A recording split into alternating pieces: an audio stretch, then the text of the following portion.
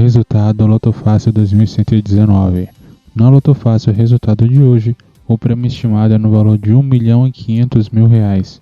O sorteio da Loto Fácil concurso 2119 aconteceu hoje, dia 29 de 12 de 2020, às 8 da noite. Mas antes de conferir o seu resultado da Loto Fácil, se ainda não for inscrito no canal, se inscreva, deixe um gostei aí, não vai te custar nada, e também compartilhe esse vídeo no Facebook e WhatsApp para seus amigos e familiares terem acesso a esse conteúdo e muitos outros que eu coloco aqui no canal.